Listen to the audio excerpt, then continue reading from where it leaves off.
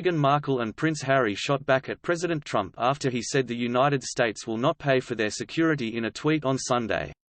A spokesman for the Duke and Duchess of Sussex said they had no plans to ask the U.S. and added that privately funded security arrangements have been made. The rapid-fire reply came hours after the U.S. president said the couple should foot the bill for their bodyguards now they have moved across the border from Vancouver. In a tweet on Sunday, Trump said, "I am a great friend and admirer of the Queen and the United Kingdom." It was reported that Harry and Meghan, who left the kingdom, would reside permanently in Canada.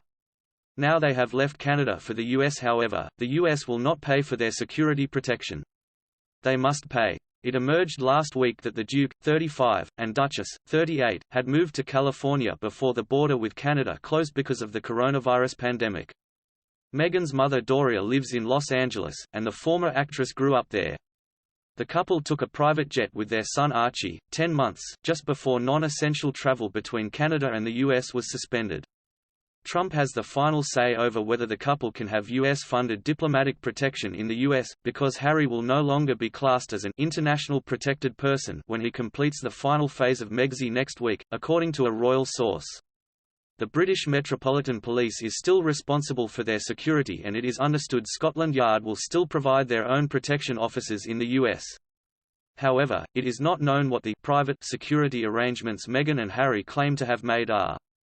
Their decision to move to California came shortly after the Canadian authorities said they would refuse to contribute to the cost of protecting them with the Royal Canadian Mounted Police after March 31. The prince's chances of building a good relationship with the U.S. president may have been undermined when a leaked phone call saw him say Mr. Trump has blood on his hands. Russian hackers managed to connect to the couple's Canadian bolthole where they persuaded the prince that he was speaking to Swedish eco-activist Greta Thunberg and her father. In the calls Harry took aim at the president's environmental record. He said, "I think the mere fact that Donald Trump is pushing the coal industry is so big in America, he has blood on his hands." He later added, "Unfortunately the world is being led by some very sick people, so the people like yourselves and younger generation are the ones that are going to make all the difference." Meghan has also had issues with President Trump in the past, blasting him as misogynistic and divisive in a television interview before he was elected to office. Last year the president hit back at the former actress saying, "I didn't know she was nasty." Harry and Meghan caused quite a stir earlier this year when they made the shock announcement that they were quitting royal life and leaving the UK. The Megxit process will finally be complete on Tuesday when the couple will stand down as senior royals.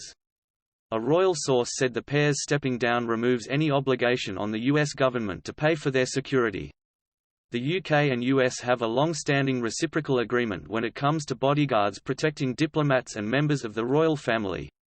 President Trump's Secret Service agents would have been allowed to carry their weapons on his state visit, and likewise bodyguards for the Queen and Prince Charles when they made official trips to the US. But Harry's exit from the royal family means he is no longer considered an international protected person, and so these rules don't apply. The couple would have had to rely on President Trump to make an exception to cover the costs, the source said. It will be down to Harry or his Met Police protection officers to ask for help, they said. There is a reciprocal agreement between the US that allows protection officers to carry their weapons. But Harry is no longer a serving royal, and that is why his protection in Canada from the Mounties was withdrawn. Someone is going to have to ask the State Department, and ultimately the decision rests with Donald Trump, for assistance. Harry cannot live in the US without armed protection. Given Meghan's criticism of the US leader, and snubbing him at a Buckingham Palace banquet, it's not surprising that Trump doesn't feel so generous to the pair.